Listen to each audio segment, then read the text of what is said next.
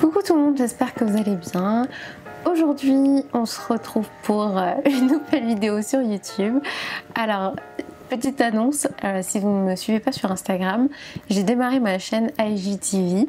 Et comme je l'avais dit un petit peu dans, je crois qu'une autre vidéo questions-réponses, j'aimerais bien faire des vidéos, enfin j'ai commencé du coup à faire des vidéos en anglais sur IGTV. C'est très stressant pour moi, mais c'est aussi très excitant du coup parce que c'est un peu nouveau et ça me permet de sortir de ma zone de confort, d'apprendre. Je découvre en fait ce que je sais en anglais et ce que je ne sais pas. Et j'ai vraiment très envie de m'améliorer. Je pense que c'est un bon défi personnel. Ça me permet d'avoir un autre regard sur mon anglais, un autre regard sur moi-même. Et c'est super intéressant je trouve. Donc voilà, je voulais vous l'annoncer. Aujourd'hui, je voulais partager avec vous un peu mon processus pour apprendre à mieux me connaître. Pour moi c'est important parce que ça permet de mieux se sentir déjà avec soi-même, donc d'être un peu plus confiant en soi, de mieux s'accepter, d'avoir une meilleure estime de soi-même et du coup aussi par extension de pouvoir mieux s'entendre avec les autres, mieux collaborer avec les autres quand on doit travailler, mieux vivre en fait tout simplement avec les autres et mieux gérer certaines situations qui peuvent être difficiles. Donc je ne dis pas du tout que je suis parfaite, c'est pas du tout le cas, mais voilà, je voulais vous partager un peu mon processus pour progresser et me développer en fait personnellement parce que quand on commence à avoir certains aspects de soi qu'on n'aime pas ou qui nous dérangent, on se dit qu'il y a quelque chose à faire. Et je pense que c'est derrière le travail de développement personnel qui intervient pour accepter parfois les parts, on va dire d'ombre et les parts qui nous déplaisent chez nous ou certaines expériences plus ou moins difficiles qu'on a pu vivre et mieux les intégrer à nos vies, apprendre ces enseignements et on va dire les mettre en pratique. Je pense qu'il faut du temps, il faut pas être pressé, il faut pas voir ça comme une course contre la montre, je ne pense pas, même si plus tôt on commence, plus on fait d'efforts dedans, mieux c'est et plus vite on progresse et plus vite on apprend et on évolue. Je trouve que c'est aussi un processus qui est assez personnel, qui est même très personnel et qui demande aussi de pouvoir passer du temps avec soi-même, même s'il y a des expériences de la vie qui vous permettent de mieux vous connaître, il y a des interactions avec les autres qui permettent de mieux vous connaître. Je pense qu'il faut aussi passer du temps seul et du temps à réfléchir sur soi, du temps à faire certains exercices, faire certains tests dont je vais vous parler aussi dans cette vidéo, étudier un peu comment on fonctionne et comment l'être humain fonctionne. Je veux principalement parler de la personnalité, donc comment apprendre à mieux connaître sa personnalité, mais évidemment quand on commence à mieux se connaître en termes de personnalité, on a aussi envie de mieux connaître ses goûts, mieux connaître et mieux comprendre aussi ses envies, mieux comprendre aussi ce qui nous correspond en termes d'alimentation, d'activité physique, d'activité créative. Bref, c'est vraiment très large en fait pour moi. N'hésitez pas à me dire ce que vous en pensez en commentaire. Ça nous fait parfois nous remettre en question, c'est pas toujours un processus très agréable. On peut parfois passer par des périodes difficiles, donc je ne dis pas que c'est facile de mieux se connaître, mais je pense que c'est important. On arrive à être beaucoup mieux avec soi-même et mieux interagir, mieux gérer sa vie. Alors la première chose que je vous conseillerais de faire si vous voulez apprendre à mieux vous connaître en termes de personnalité, c'est tout simplement déjà de faire une liste, comme j'avais fait d'ailleurs une vidéo il y a, je dirais 2 ans, je vous remettrai le lien au-dessus, qualité, défaut. Je pense que c'est cette période-là, donc c'était il y a 2 ans, où je me suis dit il faut que je reprenne un peu plus contact, entre guillemets, c'est super bizarre, mais c'est vrai, un peu plus contact avec moi-même, avec ce qui est important pour moi, avec vraiment ce que je veux, comment je veux évoluer. Et c'est un peu là aussi où j'ai décidé de changer un peu ma chaîne YouTube et de l'ouvrir à beaucoup plus de sujets. Donc faire une liste de nos qualités et de nos défauts, en tout cas de ce qu'on pense avoir comme qualité, ce qu'on pense avoir comme défaut, parce que parfois c'est pas forcément la réalité, mais c'est déjà bien de faire une liste. Ensuite c'est bien aussi de faire une petite liste, enfin si elle peut être très longue tant mieux, des choses qu'on n'aime pas ou qui nous énervent et qui nous perturbent fortement, qui nous font peur aussi. Par exemple, moi je vous ai dit dans une de mes dernières vidéos, la vidéo sur la vulnérabilité, que la vulnérabilité, le fait de me sentir vulnérable, c'était quelque chose que je n'aimais pas du tout, qui m'était vraiment très mal à l'aise et qui me rendait mal en fait, alors que il y a plein de gens qui sont très à l'aise avec ça. Ça faisait partie de ma liste. J'essaie du coup de travailler dessus parce que quand il y a quelque chose qui nous énerve vraiment beaucoup et qui suscite une réaction on peut dire un peu extrême en nous, c'est qu'il y a généralement un petit souci et qu'on peut vraiment s'améliorer là-dessus. Disons que normalement, quand on s'accepte et quand on accepte toutes les parts de soi qui sont à la fois positives mais aussi les parts négatives, les parts dont on n'est pas fier, etc. On n'est pas censé avoir des réactions extrêmes en fait. On est censé arriver à une sorte d'apaisement et de détachement en fait sur plein de choses. Alors la lumière, je suis désolée, elle change pas mal parce qu'il y a des nuages aujourd'hui, ce qui est rare en ce moment, il fait très beau, mais aujourd'hui il y a des nuages. D'ailleurs, je vous ai pas montré, mais ça c'est mes derniers tableaux, enfin petite peinture que j'ai faite. Celui-ci est inspiré d'une photo. Bref, je vous les montre pas maintenant, je pense que j'aurai d'autres occasions de vous les montrer, puis vous pouvez les voir sur Instagram aussi, si vous êtes curieuse ou curieux de les voir. Continuons. C'était une petite pause. C'est bien de faire des pauses aussi, ce que j'ai appris. Enfin, ce que j'apprends à faire. Je suis pas très douée pour ça. J'ai tendance à enchaîner, m'épuiser, à la fin me dire c'est trop. Donc bref. Ensuite, il y a différents tests de personnalité que je trouve très intéressants, que je vous invite à faire. Je vous mettrai des liens en barre d'infos si ça vous intéresse. Le premier dont je vous ai parlé, c'est le MBTI. Donc c'est un test de personnalité qui est très connu quand même. D'ailleurs, certaines entreprises l'utilisent lors de recrutement pour déterminer un peu à qui ils ont affaire, un peu la personnalité de la personne. Comme vous savez, j'ai fait des études de neurosciences, j'aime beaucoup la psycho, du coup je me renseigne beaucoup en fait sur toutes ces thématiques parce que ça m'intéresse. Et donc j'ai fait pas mal de petits tests de personnalité au cours de ma vie, on va dire, différents tests à différents moments. J'étais hyper surprise du résultat qui pour moi était hyper précis. Par rapport à ma personnalité, parfois j'ai du mal justement à me reconnaître dans certains résultats que je peux obtenir à certains tests. Encore un changement de lumière. Souris. Par contre, j'ai l'impression que le soleil revient, donc peut-être qu'on aura moins besoin de faire ces changements.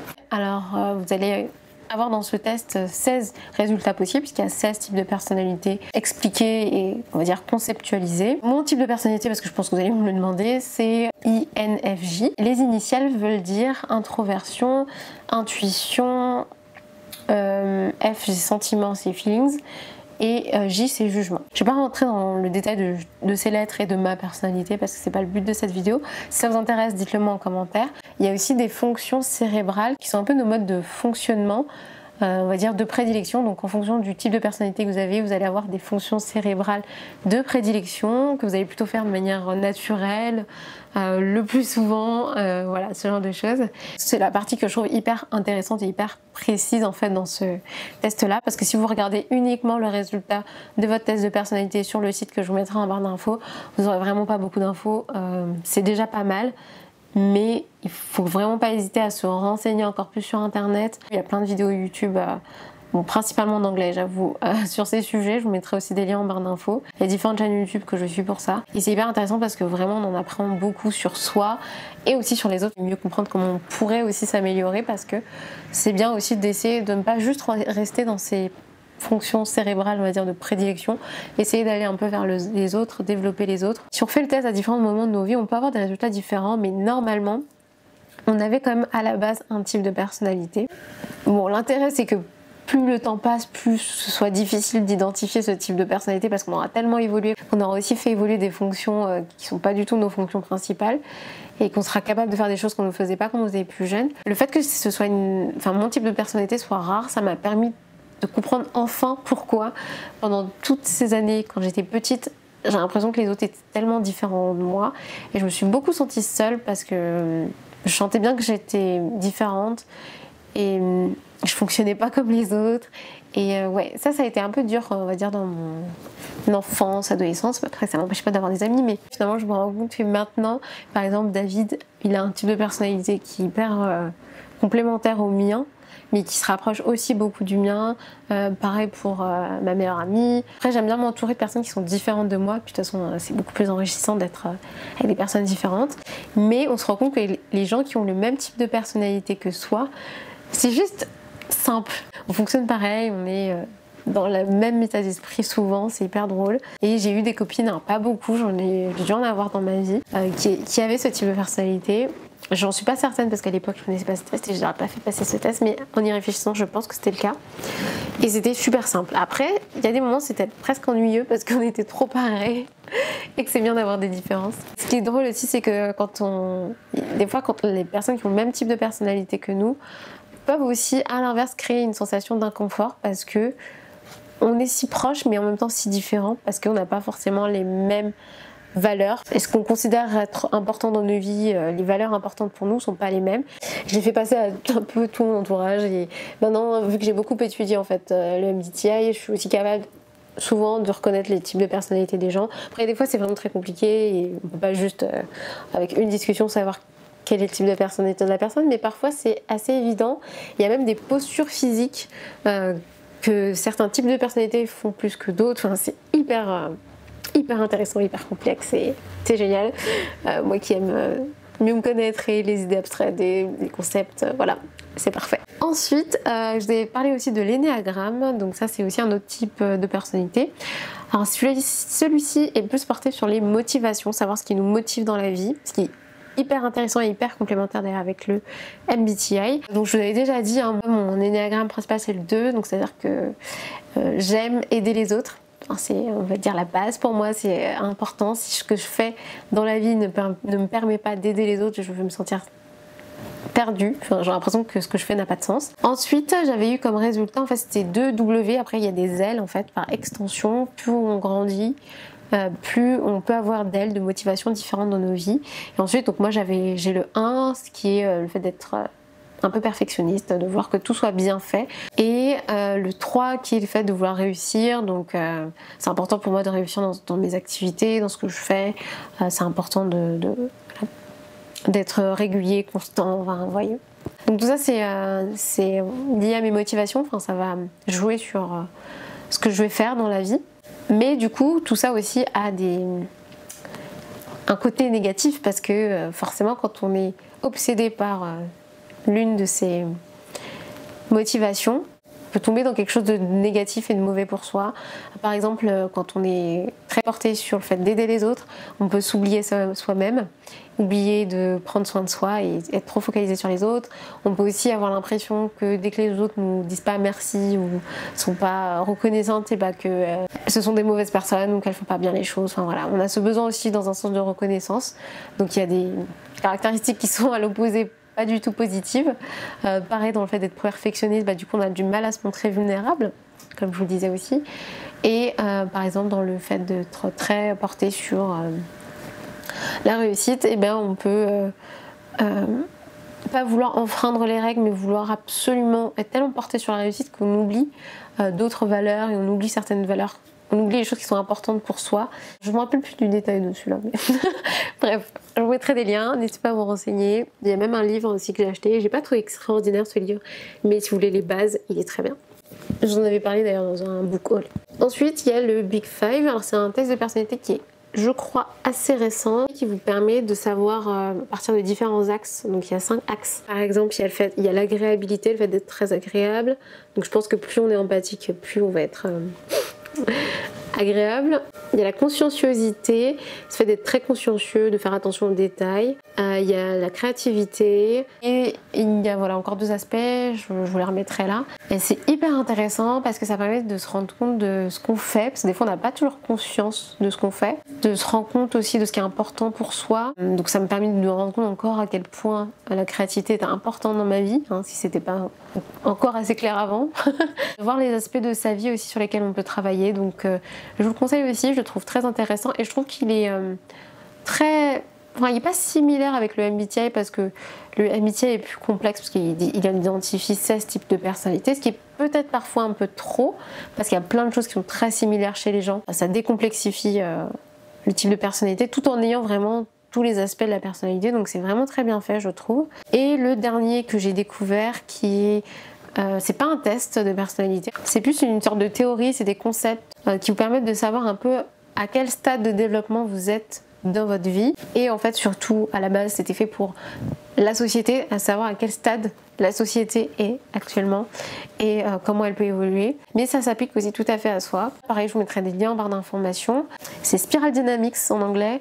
Je sais pas comment on peut le traduire du coup en français. Dynamique spirale, de spirale. On va dire ça.